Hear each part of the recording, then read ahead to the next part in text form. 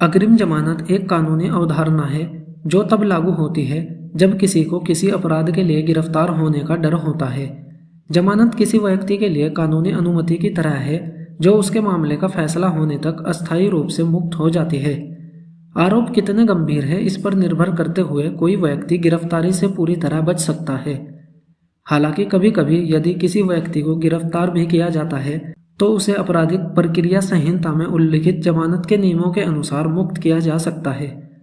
आपराधिक अपराधों में विशेष रूप से दहेज से संबंधित मामलों में अग्रिम जमानत उन कई लोगों को राहत प्रदान करती है जो गिरफ्तार होने से डरते हैं। यह कुछ ऐसा है जिसे आप गिरफ्तार होने से पहले पूछते हैं, इससे बचने की उम्मीद में। अग्रिम जमानत गिरफ्तार न होने की अनुमति मांगने जैसा है।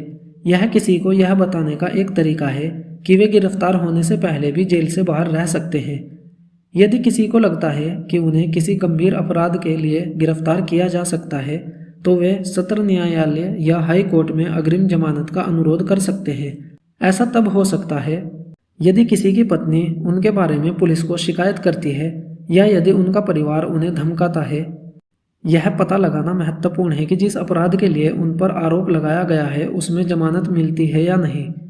यदि ऐसा होता है तो जमानत मिलना लगभग स्वचालित है, लेकिन अगर ऐसा नहीं होता है तो जमानत लेने से पहले और भी कई बातों पर विचार करना होगा। सीआरपीसी की धारा 437 के तहत गैर जमानती अपराधों के लिए जमानत देने की शक्ति अदालतों को सौंपी गई। आपराधिक प्रक्रिया संहिता सीआरपीसी की धारा 437 इस बारे में बात करती है कि जब किसी गंभीर अपराध के आरोपी को जमानत नहीं मिलती है तब भी उसे जेल से रिहा किया जा सकता है। उसके लिए कुछ शर्तें हैं। यदि व्यक्ति पर किसी गंभीर अपराध का आरोप लगाया गया हो, किसी पुलिस अधिकारी द्वारा वारंट के बिना गिरफ्तार किया गया हो या हाई कोर्ट या सत्र न्यायालय के अलावा किसी अन्य अदालत में लाया गया हो तो उसे जमानत पर रिहा किया जा सकता है, लेकिन इसके लिए कुछ शर्तें हैं। यदि यह सोचने का कोई अच्छा कारण है कि उन्होंने ऐसा अपराध किया है जिसके लिए मृत्युदंड या आजीवन कारावास हो सकता है तो उन्हें रिहा नहीं किया जाएगा। यदि यह एक गंभीर अपराध है और उन्हें पहले किसी ऐसे मामले में दोषी ठहराया गया है जिसमें मौत, आजीवन कारावास या कम से कम 7 साल की जेल की सजा हो सकती है तो भी उन्हें जमानत मिल सकती है। यदि व्यक्ति 16 वर्ष से कम उम्र का है, महिला है, बीमार है या ठीक नहीं है, उन्हें अदालत द्वारा तय किए गए किसी अन्य अच्छे कारण पर रिहा किया जा सकता है। यदि किसी गवाह को पूछताछ के दौरान आरोपी की पहचान करने की आवश्यकता होती है तो जमानत से इनकार करने के लिए केवल इतना ही पर्याप्त नहीं है। यदि आरोपी अन्यथा योग्य है और किसी भी अदालत के आदेश का पालन करने का वादा करता है। साथ ही जांच या मुकदमे के दौरान अगर ऐसा लगता है कि आरोपी ने गंभीर अपराध किया है लेकिन अधिक सवाल उठाने के अच्छे कारण हैं या इस पर विश्वास करने के लिए पर्याप्त सबूत नहीं है तो अदालत आरोपी को बिना जमानत के या आगे की जांच तक जमानत पर रिहा करने का फैसला कर सकती है। धारा 439 सीआरपीसी के तहत अग्रिम जमानत रद्द करना।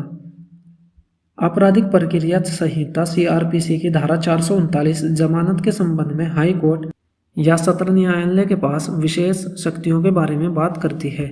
यदि किसी को धारा 439(2) के तहत जमानत दी गई तो ये अदालतें यह निर्णय ले सकती है। नंबर 1, धारा 437(3) में उल्लिखित विशिष्ट प्रकार के अपराधों के लिए हिरासत में लिए गए व्यक्तियों को जमानत पर रिहा करें। नंबर 2, उन्हें लगता है कि उस उपधारा में उल्लिखित उद्देश्यों के लिए आवश्यक शर्तें जोड़ें।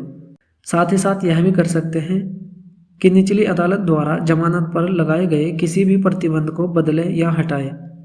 लेकिन गंभीर अपराधों के किसी आरोपी को जमानत पर जाने देने से पहले, जैसे कि केवल सत्र न्यायालय द्वारा मुकदमा चलाया गया हो या गंभीर आजीवन कारावास की सजा हो, उच्च न्यायालय या सत्र न्यायालय को लोक अभियोजक को सूचित करना होगा और ऐसा करने के लिए लिखित कारण प्रदान करना होगा।